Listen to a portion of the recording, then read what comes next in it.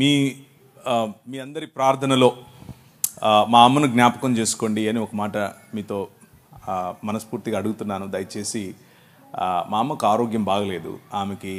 ఆమె చాలా వీక్ అయ్యారు.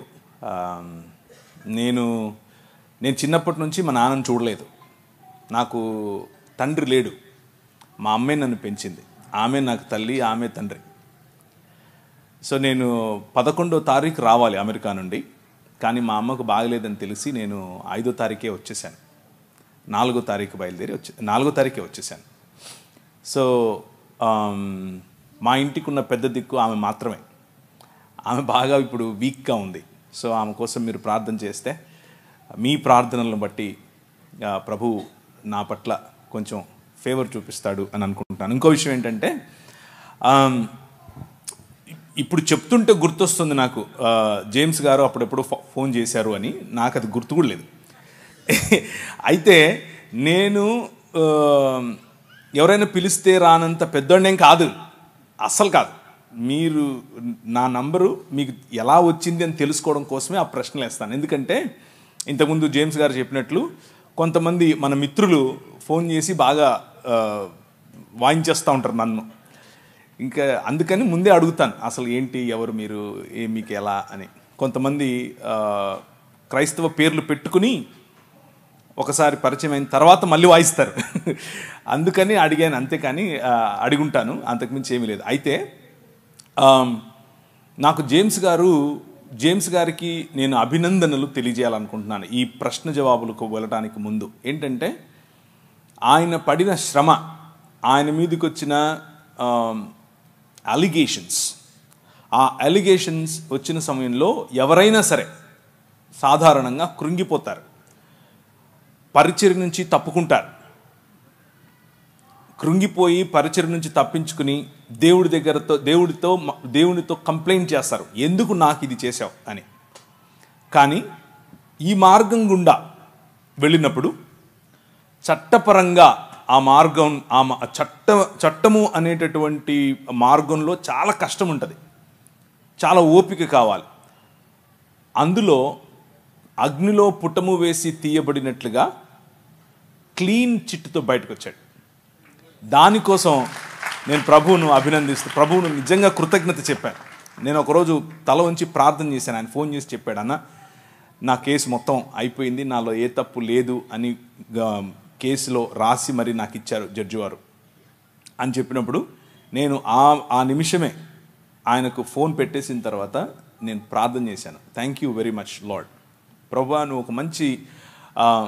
ఒక మంచి సాక్ష్యంతో మా సోదరుడిని కట్టు, ఒక మంచి సాక్ష్యంతో ఇంకా బలమైన పరిచర్య కోసం ముందుకు తీసుకెళ్ళు అన్నట్లు ప్రార్థన చేశాను.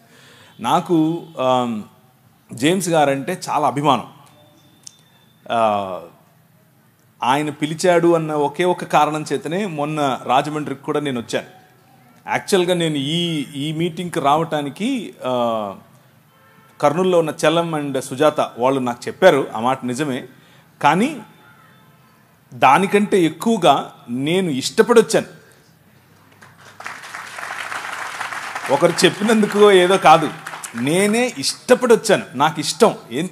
ఏంటి ఆ ఇష్టం అని అంటే, జేమ్స్ గారు చేసే పరిచర్యలు అంటే ఇష్టం. జేమ్స్ గారు ఉన్నట్లు మాట్లాడతారు కాబట్టి ఇష్టం. జేమ్స్ గారితో కలిసి నడవాలి అన్న ఆలోచన ఉంది.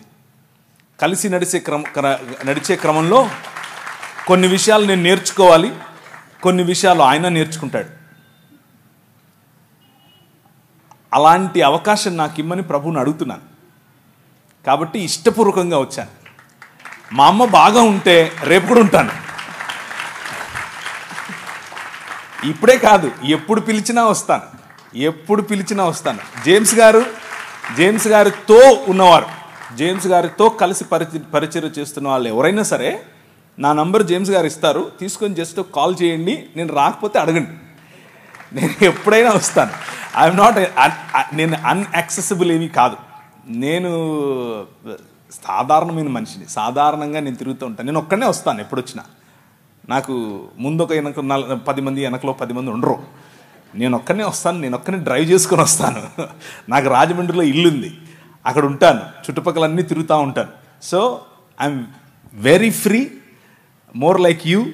మీతో కలిసి కూర్చోవటం, మీతో కలిసి భోంచేయటం, మీతో కలిసి మాట్లాడటం నాకు ఇష్టం. సో మీకు ఏదైనా ప్రశ్నలు ఉంటే, ఇప్పుడు ప్రశ్న జవాబులు అన్నారు కాబట్టి మీరు ఇది అడగచ్చో లేదో, ఇలా మాట్లాడచ్చో లేదో అన్న ఆలోచన లేకుండా మనసులో ఉన్నది ఉన్నట్లు అడిగేసేయండి.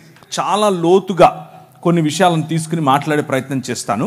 అక్కడ మీకు విశాలమైనటువంటి ఒక దృక్పథం, విశాలమైనటువంటి దేవుని రాజ్యానికి సంబంధించినటువంటి ఒక వైఖరి మీకు వచ్చే విధంగా ఆ సెషన్ ఉండబోతోంది.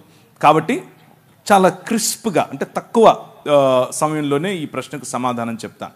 భారతదేశం మాత్రమే కాదు, ఎక్కడెక్కడ మతం ఉంటుందో అక్కడక్కడ విభజన ఉంటుంది. అది క్రైస్తవ మతమైనా సరే.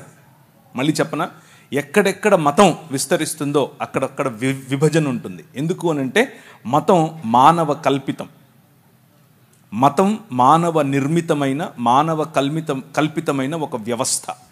మతాలు ప్రజల మధ్యలో చిచ్చు పెడతాయి. మతాలు ప్రజలను ఒకరికంటే తక్కువగా చూసే ప్రయత్నం చేస్తాయి.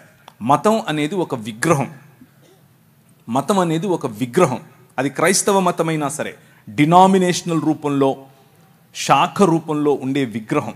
ఆ విగ్రహం ఎదుటి మనిషిని మనిషిగా గుర్తించటానికి, నా శాఖలో లేకపోతే, నా బాటలో లేకపోతే ఆ మనిషి మనిషే కాదు, ఆ మనిషిని నేను ప్రేమించక్కర్లేదు, ఆ మనిషిని నేను దూరం ఉంచాలి అన్నటువంటి వ్యవస్థ మత వ్యవస్థ. ఆ మత వ్యవస్థ భారతదేశంలో మాత్రమే కాదు, ప్రపంచ యావత్తూ ఉంది. కానీ మీరు అడిగిన ప్రశ్న పర్టికులర్గా భారతదేశం కోసం కాబట్టి, భారతదేశంలో ఉన్నటువంటి ధర్మము 4 పాదముల మీద నడవాలి అని ఏదైతే చెప్పారో, ఆ 4 పాదములు ఏవో కావు. 1 బ్రాహ్మణుడు, 2 క్షత్రియుడు, 3 శూద్రుడు, వైశ్యుడు, శూద్రుడు. ఈ 4 పాదాల మీద నిలబడి ఉండటమే ధర్మం. అదే సనాతనం. సనాతనానికి కుల వ్యవస్థకు వేరు వేరు అర్థాలు లేవు, 2 ఒకటే. ఆ స్ట్రక్చర్ అఖిలాండ కోటి బ్రహ్మాండ నాయకుడు అని పిలువబడినటువంటి దేవుని శరీరముగా ఈ నలుగురిని చెబితే, ఈ 4లోనూ ఈ 4 కులాలలోనూ లేకపోతే వర్గాలలోనూ లేని ప్రజలు దేవునికి బయట చెప్పుల వంటి వారు, లేకపోతే అంటరాని వారు, లేకపోతే మ్లేచ్చులు, దాసులు, దస్యులు, రాక్షసులు, అసురులు అని పిలువబడినటువంటి వారు. సో ఈ ధర్మమును పాటించని వారందరూ కూడా మ్లేచ్చులు, దాసులు, దస్యులు వగేరా వగేరా వగేరాగా చెప్పబడి బలవంతంగా మనిషిని ఆ ధర్మంలోనికి, ఆ మతంలోనికి దేవుళ్లను సైతం, పండుగలను సైతం మత మార్పిడి చేయగలిగినటువంటి ఏకైక వ్యవస్థ మన భారతదేశంలోనే ఉంది. దాని గురించి తర్వాత మాట్లాడుకుందాం.